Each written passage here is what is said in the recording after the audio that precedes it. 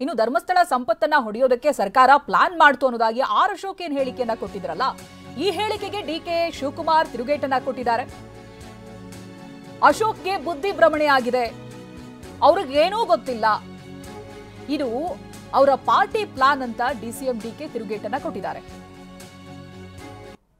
ಧರ್ಮಸ್ಥಳದ ಮೇಲೆ ಕುತಂತ್ರ ಮಾಡೋ ಮುಖಾಂತರ ಈ ಧರ್ಮಸ್ಥಳವನ್ನ ಅತಂತ್ರ ಮಾಡಿಬಿಟ್ಟಿದ್ದಾರೆ. ಯಾರು ಈ ಪ್ರಗತಿಪರರು ಅಂತೇಳಿ ಮುಖ್ಯಮಂತ್ರಿ ಸಿದ್ದರಾಮಯ್ಯನ ಸುತ್ತು ಇದ್ದಾರೆ, ಕೋಟೆ ರಚಿಸ್ಕೊಂಡ್ಬಿಟ್ಟಿದ್ದಾರೆ. ಇವರೆಲ್ಲರೂ ಸೇರಿ ಧರ್ಮಸ್ಥಳವನ್ನ ಅತಂತ್ರ ಮಾಡಬೇಕು, ಧರ್ಮಸ್ಥಳವನ್ನು ಕಿತ್ಕೊಂಡು ಅದನ್ನು ಯಾವುದಾದ್ರೂ ಒಂದು ಟ್ರಸ್ಟ್ ಮಾಡಿ ಈ ಸರ್ಕಾರ ಧರ್ಮಸ್ಥಳವನ್ನ ಲೂಟಿ ಹೊಡಿಬೇಕು. ಹಿಂದೆ ಗಜ್ನಿ ಮೊಹಮ್ಮದ್ ಇದ್ನಲ್ಲ, 17 ಬಾರಿ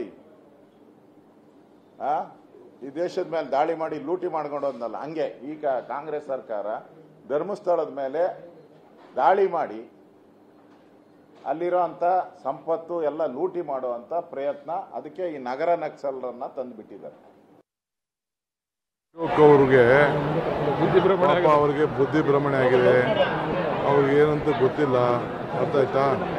ಅವ್ರ ಪಾರ್ಟಿಯವರು, ಅವ್ರ ಇಂಟರ್ನಲ್ ಪಾರ್ಟಿ ವಿಚಾರ, ಅವ್ರ ಇಂಟರ್ನಲ್ ಪಾರ್ಟಿಯವ್ರದ್ದು ಅದು ಪ್ಲಾನ್ ಅದು.